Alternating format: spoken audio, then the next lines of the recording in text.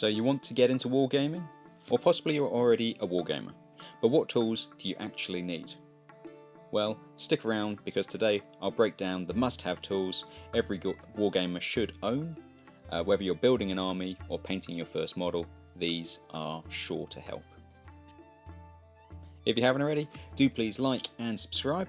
Also head on over to the YouTube channel, subscribe on there because there's additional stuff that happens there. You could also think about joining us on Patreon because we've just set that up as well. Anyway, let's get into it.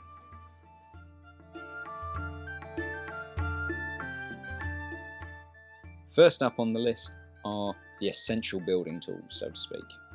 That's going to consist of a craft knife. Could be an X-Acto, could be a hobby knife of some other manufacturer, but the craft knife is perfect for trimming mold lines, cutting sprues, fine detailing.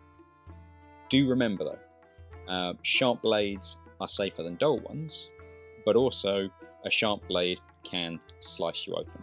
So be careful and possibly have a box of plasters on hand. The next thing is sprue cutters. These make it easy to cleanly remove parts from sprues without damaging them. A good pair will last you years. I mean, the cost for sprue cutters can range anywhere from about $5 up to $100. So just find a set that you're happy with, but especially if you're a beginner, I wouldn't go spending exorbitant fees on them. Just get a good, solid pair. Next up for your building, you're going to need glue. Glue is essential, but not all glue is the same. You've got plastic cement, and that melts plastic together for strong bonds. You've got super glue, which is great for metal or resin. And then you've got PVA glue, which is perfect for basing and terrain. And another useful tool would be sort of long nose pliers or tweezers. Very useful for holding bits and pieces in place whilst they're either being glued or you're just trying to pick up. Next up, we've got, I guess you could say, section 2, and that's model prep and finishing. So once you've clipped all of your models from the sprue, sometimes there's going to be little marks. Sometimes when you've just decided you want to replace a hand with something else, there's going to be gaps that need filling. So the next option, or the next tool, whatever you want to call it, is filler. You could use green stuff or any of the other types of filler that are on the market. But filler, green stuff, comes in great for filling these gaps. Sometimes also miniatures, when you buy them new, they have miscasts, there's little issues, so you can fill and correct those. Also, if you want to get into customizing miniatures yourself and making them into one-offs, having filler, it's not just for filling, you can sculpt and you can create whatever you really fancy, so very useful stuff. The fifth point is a hand drill or a pin vise. A pin vise is a small hand drill used to add pinning for extra strength, or you can drill out gun barrels for realism. If you're working with metal or resin, I would say it's a must-have, just because it makes life a lot easier and gives you that really high quality finish that you're looking for. However, if you're not really interested in drilling out gun barrels, I completely understand, and it's kind of a take it or leave it option. Maybe you will move into it in due course. Our sixth point: sandpaper, sanding sticks, or files. I mean, smoothing down mold lines and rough edges is the key for a professional look. Sandpaper, you could use sanding sticks or needle files. They're all great options depending on your preference and what you prefer to use. And the prices vary. You can buy a set of files for $5 to $10 depending on where you look. Sandpaper, you can pick up a whole sheet for, I think I've seen them for about 30 cents. So yeah, search around. You're probably going to want fine rather than coarse, but it depends on the project you're working on.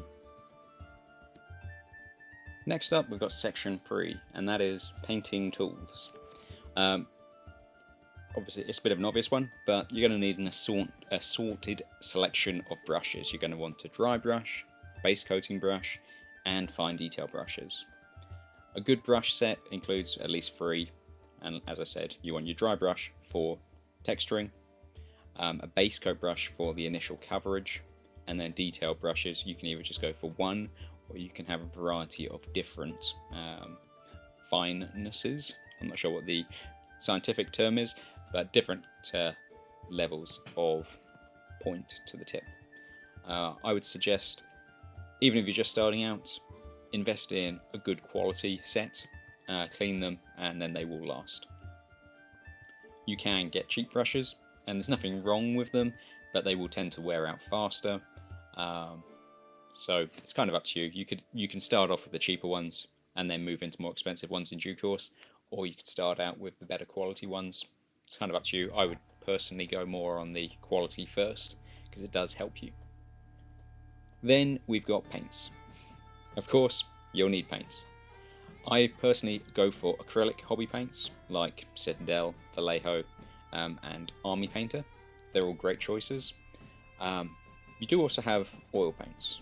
So, probably back in the 90s, when I was just starting out, oil paints tended to be more the go-to. Dad had a lot of them. I was painting miniature aircraft, and they would often come with the little pots of oil paints.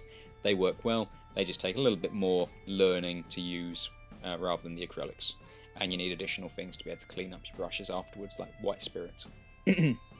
But whichever way you go, start with a good range of primary colours, a couple of metallics, and a couple of washes just for the shading, and you can't go too far wrong. And there you have it, guys. Everything you need to start your wargaming journey, or improve it if you already have begun. Did I miss anything though? Let me know in the comments below what tools you can't live without. Also, don't forget to like and subscribe, and hit the bell for more wargaming content, and I'll see you next time. Also, feel free to come over to Facebook, where you can share anything that you're working on. Thanks guys, see you around.